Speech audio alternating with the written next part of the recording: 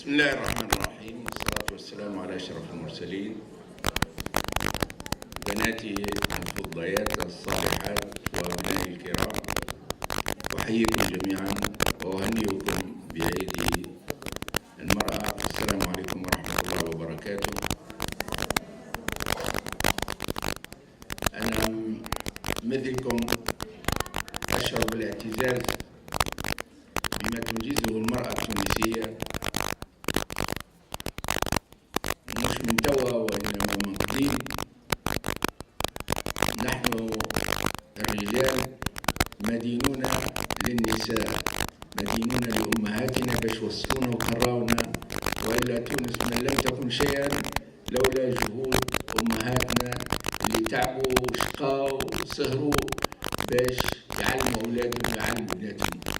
فشكرا لكم وهنيئا لكم بهذا العيد، وهو عيد لتونس إن شاء الله.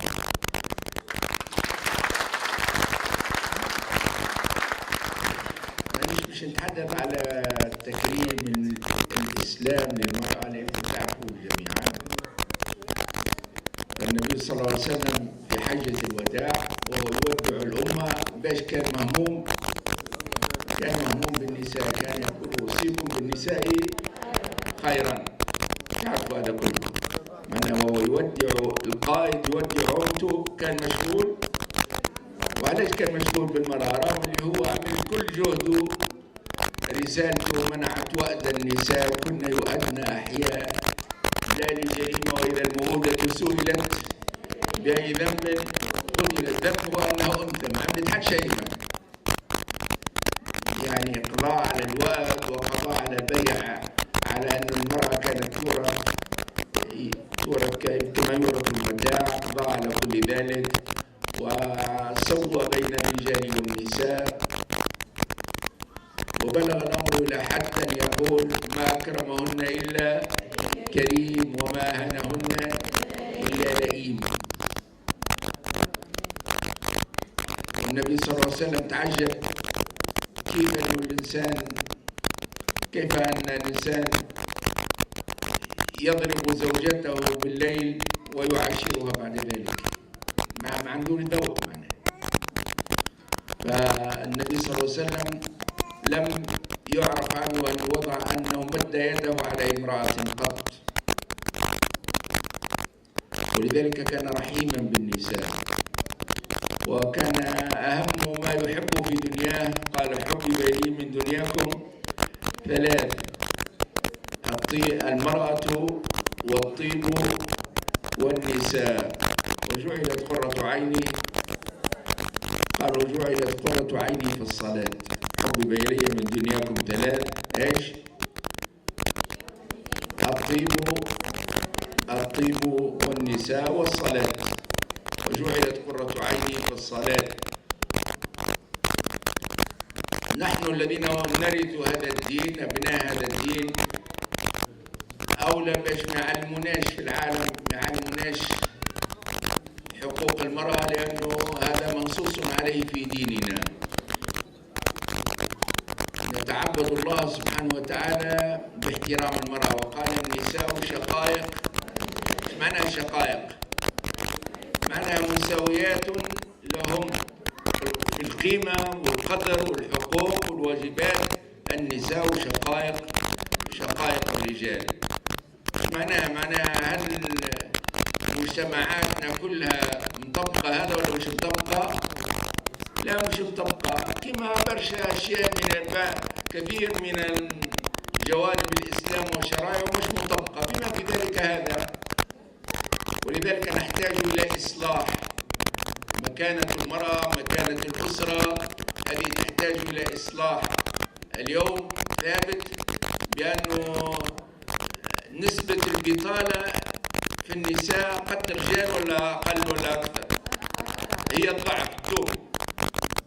معناها وطأة الأزمة الاقتصادية تقع على النساء أكثر ما تقع على الرجال.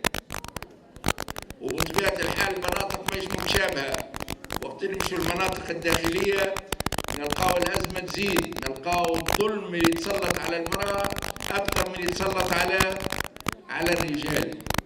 ولذلك نحتاج إلى إصلاح. المستشفيات نتاع المناطق الداخلية نسبة النساء اللي يموتوا على النفاس أكبر بكثير من نسبة النساء اللي في المناطق الأكثر تنمية، ولذلك مجتمعاتنا تحتاج إلى إصلاح. العنف ضد النساء عنده مكانة في الإسلام ولا منكور في الإسلام، ولذلك مطلوب تشريعات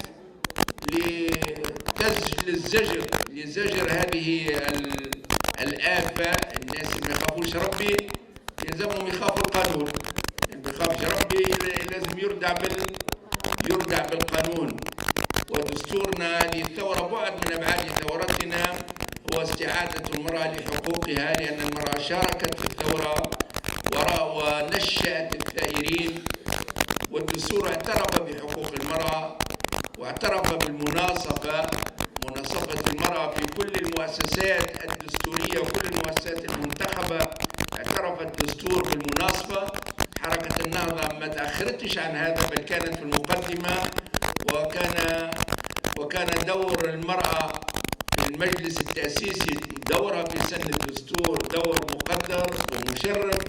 ولذلك تحياتنا إلى بناتنا وأخواتنا في التأسيسي وفي مجلس الشعب بما بذلنا من جهود من أجل تكريس وتأسيس حرية المرأة وحقوقها. نحن إذا نهنئ بهذه المناسبة بناتنا وأخواتنا ونعيدهن بأن النهضة لن تستنقص من حقوقهن، بل ستعمل على زيادتها إن شاء الله.